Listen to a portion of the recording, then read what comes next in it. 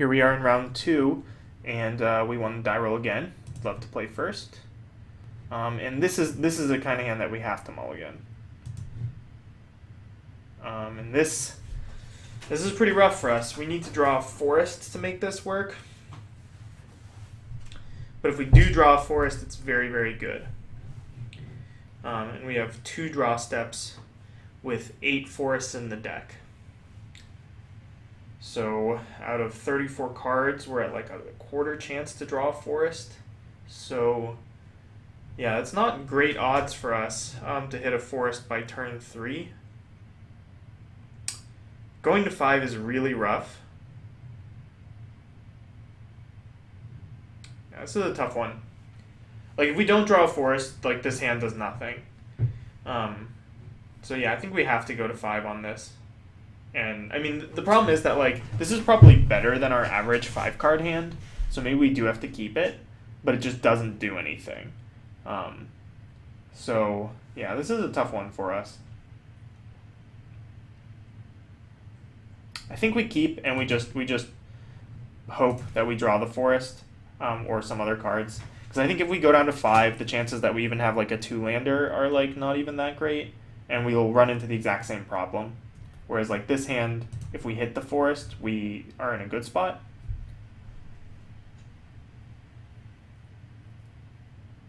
Like, if we hit the forest, we're actually doing just fine.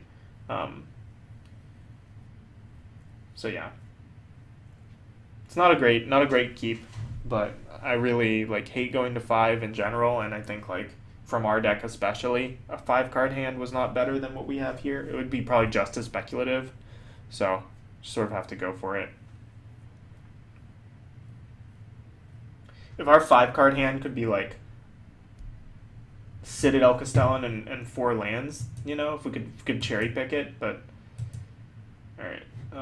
Yeah. Alright, so we're probably losing this game, I think. Like, missing your turn 2 and turn 3 play in this format is pretty much game over, I think. Like, it's kind of sad that that's the case. Oh, but our opponent is also missing, so actually, haha, our ill fortune is matched also by our opponent. So, yeah, so I suppose, yeah, we're not dead yet.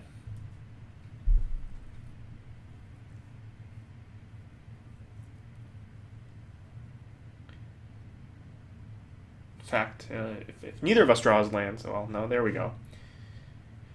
Yep, Water Courser's pretty good. Come on, Forest. Alright, well, it's not the worst thing we could have drawn, but it's definitely not the best thing we could have drawn. I think if we did hit the Forest, I'd just play out the Leaf Gilder, because that opens up more to us later. Like, it's tempting to, like, it would be tempting to play Citadel Castellan, but Citadel Castellan doesn't do anything against a Water Courser anyway, so we can just sit back. Alright, yeah, this is pretty rough for us. Scryfish is really, really good in this situation for our opponent, because our opponent, we know, is missing their land drops, so their hand is full of spells, but Scryfish just helps you. Alright. So actually maybe I'd play the Nissa here, just to hit another land. Because then I can play a Freaka's Disciple, and then we actually are stabilizing. Whereas, like, if I play the Leaf Gilder and they have a removal spell, we're a turn behind. It's basic forest, right? Yep.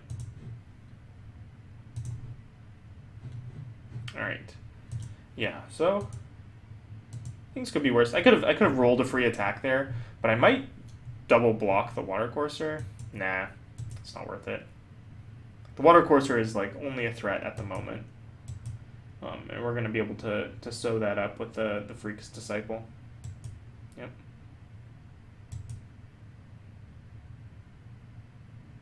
Surprised our opponent didn't want to scry on upkeep, since they're down a land anyway. It's kind of interesting. Because now we are not actually. You know what? I'm gonna try to get my opponent here. I'm gonna go to combat, and I'm gonna make the attack, and I think they'll let it in. But if they don't, I'm gonna use the Enshrouding Mist at this point, and run out our Citadel Castellan. Because I think our opponent was a little bit greedy, not scrying on upkeep. Like, they're still on 3 lands, and we're hitting our land drops now. So if they want to make this block here, I really want to punish them. Yeah. This is great. I'll trade a trick for a scryfish. Like now that they're getting 1 scry. Let's see, where'd they go? They topped it. Okay, so they topped the land. So they're gonna hit their 4th land, but like the fact that they now don't get the value for the rest of the game is really good for us. And we'll just run out the Citadel Castellan here. Citadel Castellan can trade for the Water Courser, but if our opponent doesn't play a creature this turn, like if they like read the bones or something, though I don't know why they would, but if they play like some non-threatening spell, we could suppression bonds and get in for a bunch of damage here. Or if our opponent gets like really greedy and they're like, oh, I'm gonna try to force the trade, like we'll take the damage from the Water Courser, and then suppression bonds their blocker and then get in.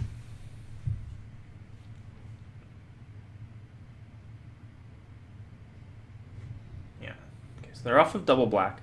This could be the person who ended up with all those sweet blue-black cards. Alright. They got all the Reeve Souls. Must be nice. Yep.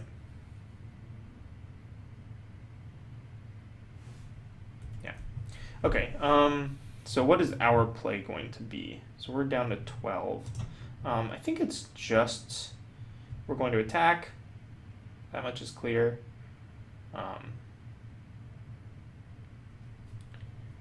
And I think it's just play out the Totem Guide Heartbeast. It's the best use of our mana. It puts a blocker in front of this Water Courser. It survives Languish. Yeah, it's just card advantage, so I think it's fine. Like, we could play like Farika's Disciple or something, intending to trade with the Water Courser, but we can always do that later. And if we draw a land, then we can do like that plus Leaf Gilder. Whereas, like, this 5-drop is going to be awkward for us otherwise. Okay. Alright. So I wouldn't say I like our spot, but I think, we were in a really bad spot at the beginning of the game. And definitely our opponent stumbling on their land drops has helped us quite a bit.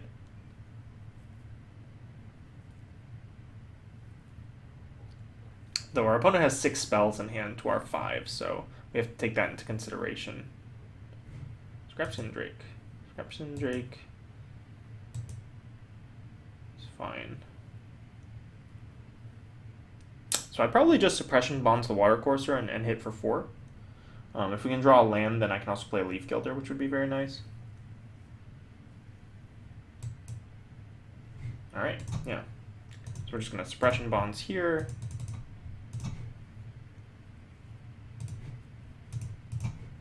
Start putting some pressure on. Like, the Drake is annoying. It's going to chip in for 2, but that's all it's going to do since it can't block our ground team. And we have, like, more ways to apply pressure than I think our opponent does. Also, our opponent is still struggling. Like, not having double black and blue-black is actually a big problem, because, like, Unholy Hunger is double black.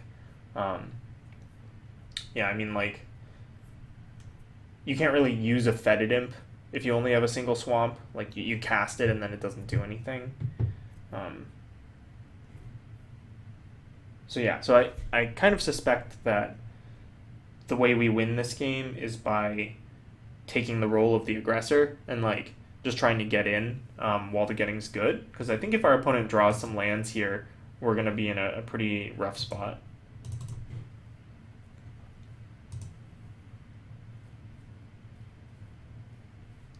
Because yeah, we get to hit our opponent down to 14 here, and then our opponent, if they cast a creature, we can suppression bonds it. That's interesting. All right, trying to hit their land drops here it makes a lot of sense actually.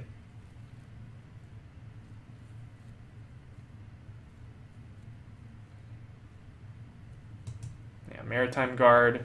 I don't really want to suppression bonds a Maritime Guard, but maybe I should. Like, hit our opponent down to 8.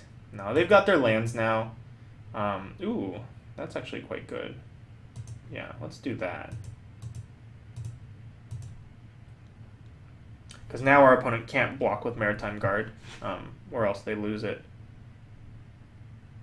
And we can trample over even if they do block. So we're gonna come in for 6 here, put our opponent down to 8. And then, unless they have the sweeper, I think we're sort of poised to take the game.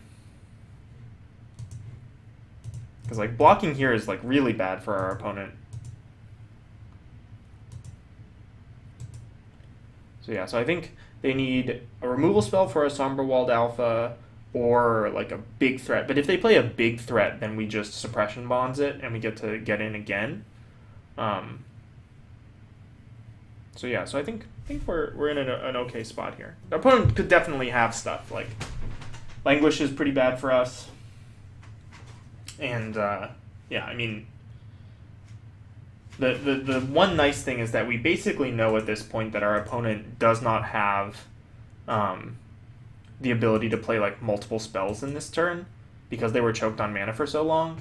So like it has to be either like a single good removal spell or, you know, I think we've got it. Because yeah, like I said, like if they play a creature here, that's not good enough. Right, because if they play a creature, then we've got 9 power and they can block 3 of it. But that would, if they block, it puts us at 10 power, so we deal 7. So they'd go to 1. So I guess our best draw here is Enshrouding Mist.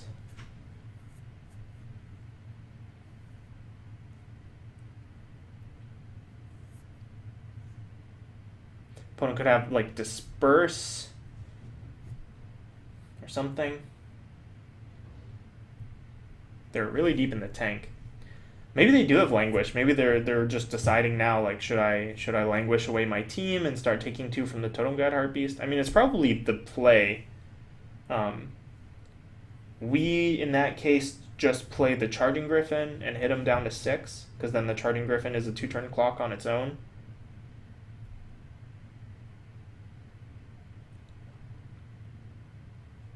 Yeah, I can't imagine what our opponent would be thinking so hard about if it wasn't just Languish.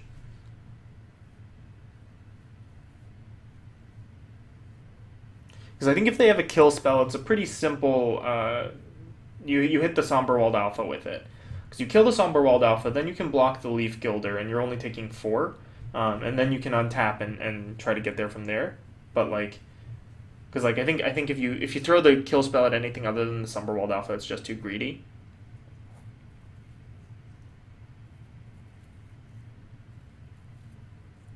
So yeah, my guess is that they have Languish.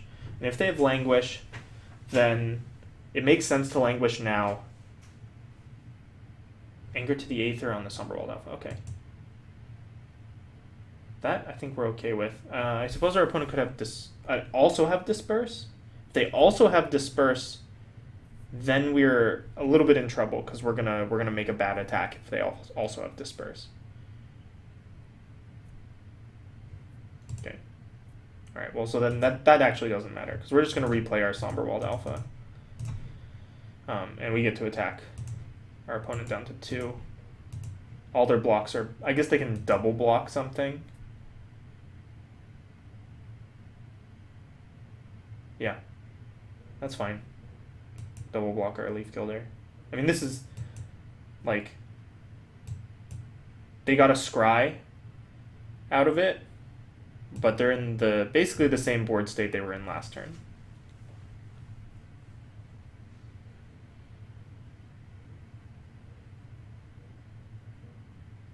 So again, it's removal spell or bust.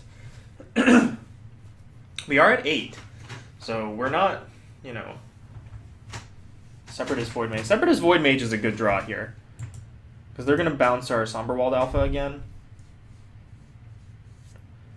and then they get to attack us and have 2 blockers back.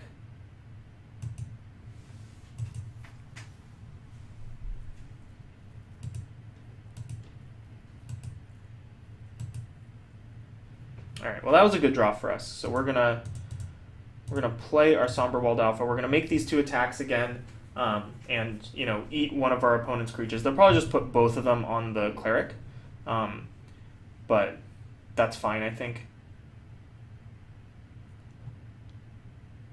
So yeah, they're going to put both on the cleric, and we'll eat the Maritime Guard, actually. Just because we can, we're gonna replay a cleric. And Separatist Void Mage having less toughness matters because of the trample damage. Whereas, like, it having 2 power doesn't particularly matter. Plus, we're going to attack our opponent down to 2 here. Yeah. So, yeah, I'm going to... Like, is there anything in blue and black that can put more power on the board? I don't think there is, so I think it's fine killing the Maritime Guard here.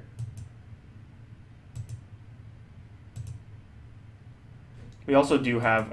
well, we're going to 8, so actually it doesn't matter.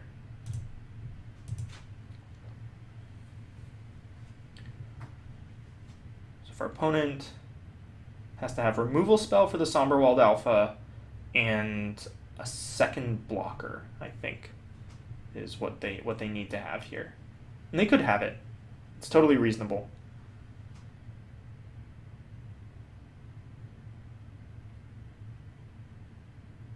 They can't have Languish. Yeah, okay. Alright, so that was a good game 1 for us. Our opponent, we didn't get to see a whole lot of what our opponent's deck could do because of their mulligan, or sorry, not their mulligan, but their being mana screwed. I do think though that Yoke Dox is actually kind of decent here because we did see a lot of tempo plays, and like Yoke Dox is pretty resilient to tempo. Probably means something like Vastwood Gorger is probably out. It's just too expensive. Could also consider Aerial Volley. We saw Scrapskin Drake from them, and they're in blue-black, so we can expect like Fetid Imps. I'm gonna preemptively bring in the Aerial Volley and cut a mountain. Yeah, I like this. Let's try this. I think Aerial Volley will be good against this opponent. Like, we only saw one target, but like in these colors, I think it's pretty likely. So, it may be wrong. It may be like a little bit too hasty, but I think it's okay.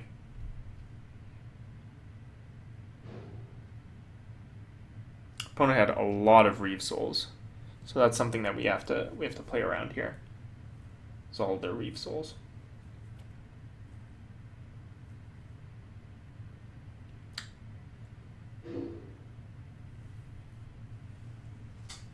Our opponent's clock is also ticking down, which probably is not super relevant. Like, you can play 2 games in 14 minutes and it's not an issue, but it's something to pay attention to. I think for this game, our goal is to gum up the ground until we can play something big and then try to leverage that big thing.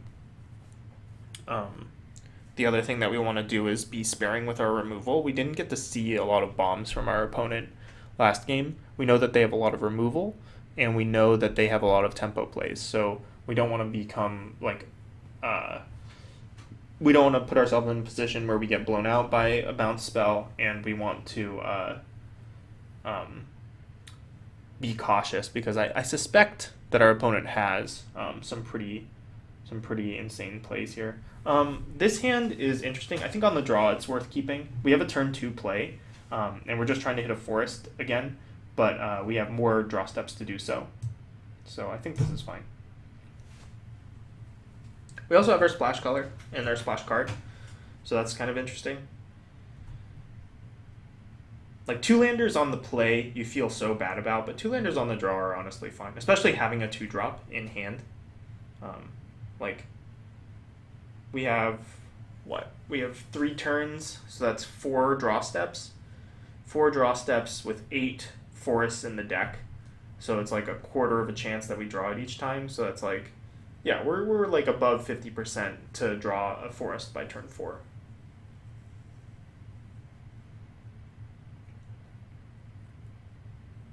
Oh, sorry, by turn 3, but that's 4 draw steps. So, all right, well, how about we just draw a forest right away? That's even better. Depending on what our opponent plays here, we'll probably just run out the cleric. There's like no rush on the Elvish Visionary, though. Yeah, I mean, so like if we don't draw land next turn, maybe we play the Elvish Visionary just because like Citadel Castellan is way better on 3, and like if we go like Visionary into Castellan into Zendikar Incarnate, that's a very good curve for us. However, if we do draw a land, then we can play the Cleric to just put more power on the board. Scryfish, eh? Yeah. Try to get our opponent again. All right, we drew the land, which is great. So yeah, we're gonna try to get our opponent again with this Enshrouding Mist, trading for the Scryfish. Though maybe you know they've learned learned their lesson.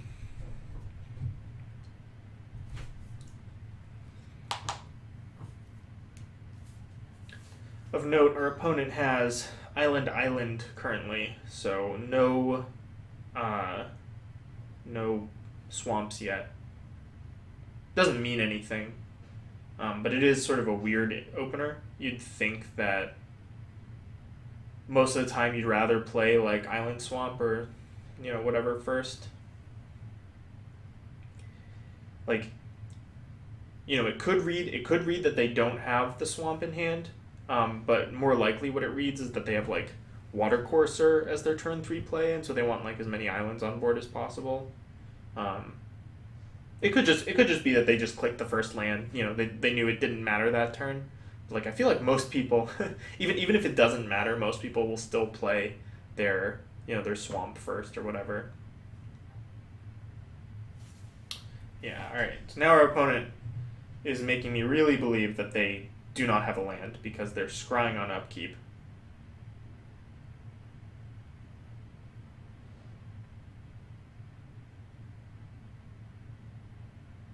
And in that case, all right, Scab.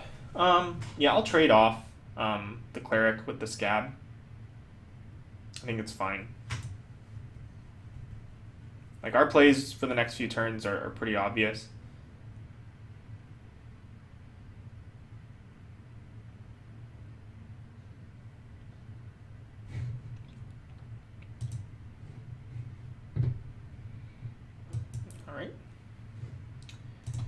And our Citadel Castellan is way more of a threat.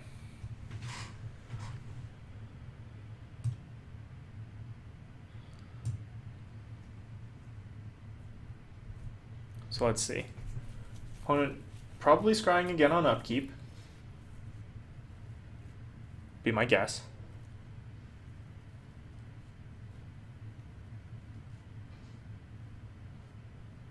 Since they missed their land drop last turn, it makes sense for them to scry on upkeep this turn.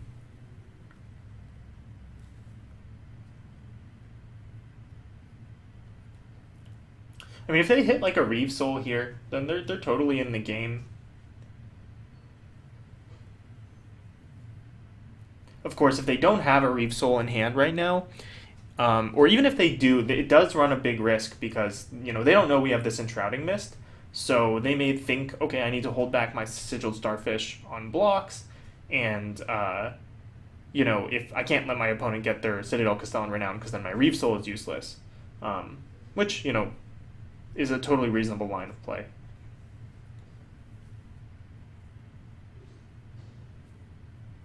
Yeah, I think though they have to get a land. All right, they bottomed it, so it wasn't a land. But they hit a third island. Okay, Maritime Guard is fine.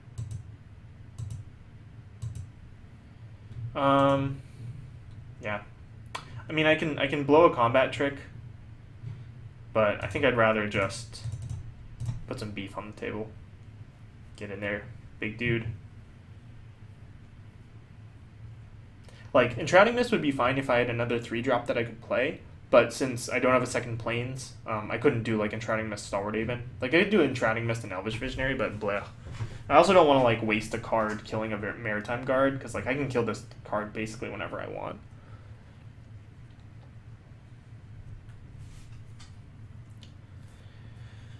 And even if our opponent has a Reeve Soul, they're going to have some trouble dealing with the Zendikar Incarnate because it's going to be a 5/4 next turn, and having the Enshrouding Mist in hand means that we can make it survive basically any combat. And I think from this point out though, like our opponent needs to draw Swamp this turn, I think. And they are top, so it's probably a Swamp, would be my guess. Yeah. Yeah, Void Mage is pretty good. Bouncing our Zendikar Incarnate.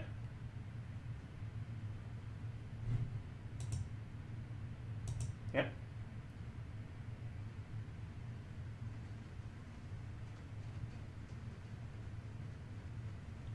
That is what they needed to get back in this game. I think our play, though, is probably just replaying the Zendikar Incarnate and leaving up Enshrouding Mist.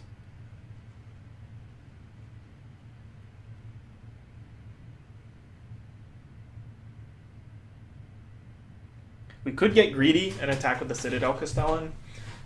They would definitely double block, and we get to eat like the Maritime Guard, which could be worth it. Yeah, you know, I kind of like that actually. I think I'm going to do that. Ship in with the Castellan.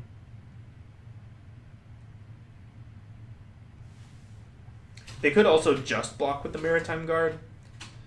In which case, maybe I like don't use the Enshrouding Mist this turn, so they just think that I'm trying to free roll the attack.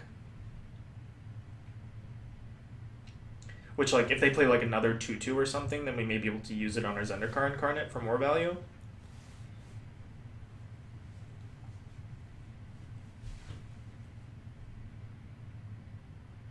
Alright, our opponent's clock is becoming an issue for them because they're not super far ahead in this game right now. And like we won game 1, so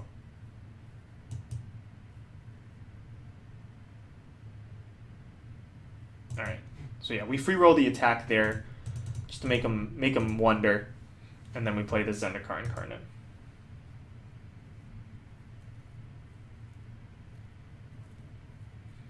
Upkeep Scry again makes sense. Our opponent, like, they're never going to block with the Scryfish. Like, it's too important for their game plan at this point. Like, if we drew a Suppression Bonds, we'd probably throw it on the Scryfish. Alright, the Reeve Soul there is power 3 or less, right? Yeah, so we can't save it with the Enshrouding Mist. It's unfortunate. Though not entirely unexpected.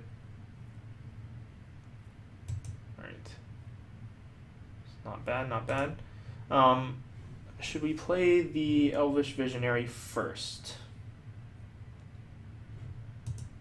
Yeah, let's play the... yeah,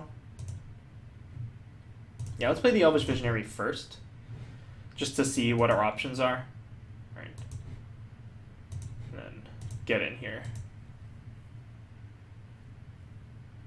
Probably can just afford to take 6. Still at 20.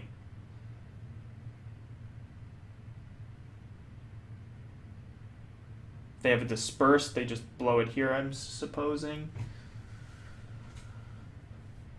The only card that really matters. There's no blue combat trick that I can think of. Like, I mean, there's the one that shrinks your attackers, but that doesn't really do anything in this spot anyway. Like, they can double block it, but it doesn't change anything.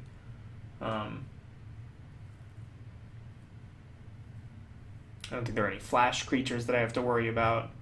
Yeah, I think they just eat it here. Yeah. We'll play out a Stalwart Haven. So now we have repeatable damage in the air, and we have our Zendikar Incarnate beating down on the ground. Artificer's Epiphany, yep. They did not scry on upkeep, so maybe they do not have a double black spell in hand. Alright. Digging in. Going to Scrytown. Alright, so I drew the Suppression Bonds. but I don't think it really matters here. Like having two Scryfish is really powerful. I think I'm gonna make my attacks first and see what my opponent's game plan here is.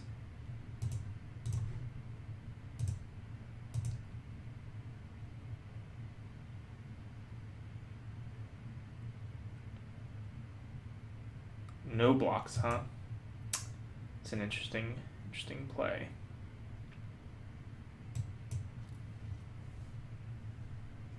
What are they doing? They bottomed that. It's interesting. I think I'm just gonna play out the Charging Griffin and wait. Oops, cancel. Charging Griffin. I'm just gonna play this out and wait. There are cards that could wreck us here, but I think like playing the suppression bonds is just a little bit too hasty. Like our opponent's gonna get to see a lot of cards. All right, well they're gonna top this one. Like our opponent gets to see a lot of cards, which is like not the best, but we have. What are they targeting? The Charging Griffin, yeah. Yep. Like we have enough pressure, I think, and our opponent's at 7.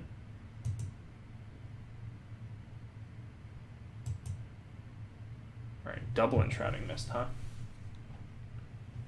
Swing with everything, probably get chumped and blocked, and then I blow an Enshrouding Mist to eat the Void Mage. It's yeah,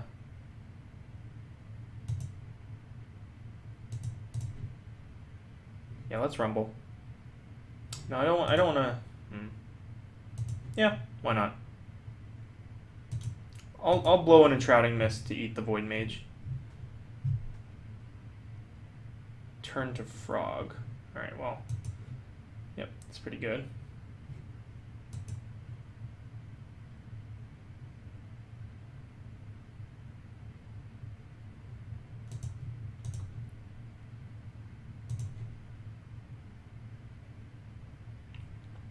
I think I'll let the Elvish Visionary die.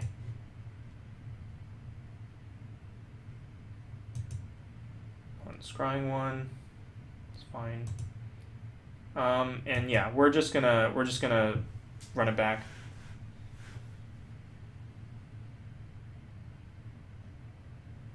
Yeah, Goldforge Sentinel's not gonna do it because of our suppression bonds. Though actually, like I may just.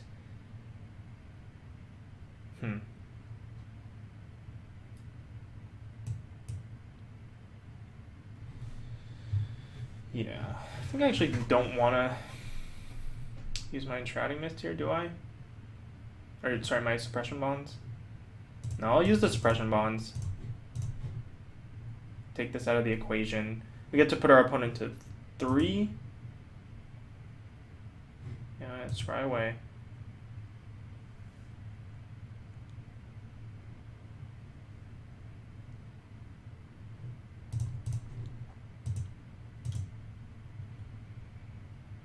So yeah, they have to jump here. And like even if they do find some way to deal with our Zendikar Incarnate, we have a Rock Maulers in hand. We can like if they tap out to deal with the Incarnate, we kill them with the Stalwart Haven. Yeah. Yeah, they have no cards in hand. So yeah, so we win. So that was a an interesting one. Up against double Scryfish is pretty rough, but both games our opponent struggled on their mana. So it's easy to win when your opponent just doesn't have the ability to cast the cards in their hand, and like as a result, like we were able to put a lot of pressure on and force our opponent to just sort of lose their cards once they were able to cast them. We were sort of able to abyss them with Zendikar Incarnate. But anyway, we're on to the finals, so I'll see you guys there.